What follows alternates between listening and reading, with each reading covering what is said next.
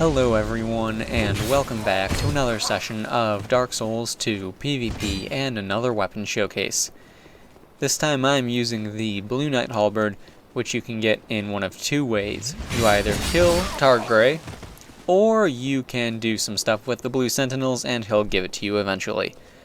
Honestly, it's faster just to kill him, and I don't like the way he talks to me. Never really did. I killed him in my first playthrough for it. So it's just a habit that's sort of always carried over. But anyway, getting started, the Blue Knight Halberd. This weapon requires 18 strength and 20 dexterity in order to wield. It has a C scaling in strength and a B in dexterity.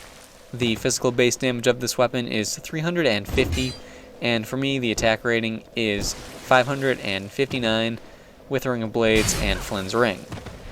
The reason it's so low is because I'm not really taking advantage of the strength scaling on this build, because it's a dex build, so that doesn't really, work, of course. The counter strength of the weapon is 120, the poise damage is 35 per hit, and the weight is 12 units. Now, this weapon, I would have to say that the biggest pro of the weapon would be the fact that its moveset is a typical Halberd moveset, and that's a really good thing. It's got high base damage, which is a very close second as far as the pros are concerned, and that's partially due to the fact that this weapon upgrades with Twinkling Titanite, and, it's a really good weapon if you're early on in the game and you manage to kill Targray. This thing can carry you for pretty far, so definitely keep that in mind.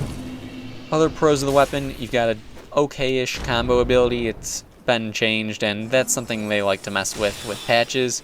It's not as good as it used to be, but it still can do a fair job, so there's that.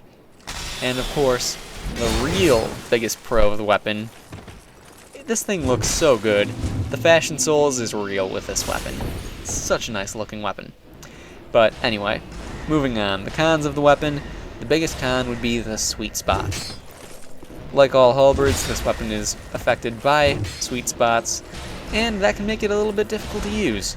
So, if you can get your distancing down, then you're set. If your opponent is good at distancing themselves, then you're going to have trouble. It's just the way it is with all halberd weapons. It's the biggest con for pretty much all of them, and there's nothing that's going to change that, so it's just the way it goes.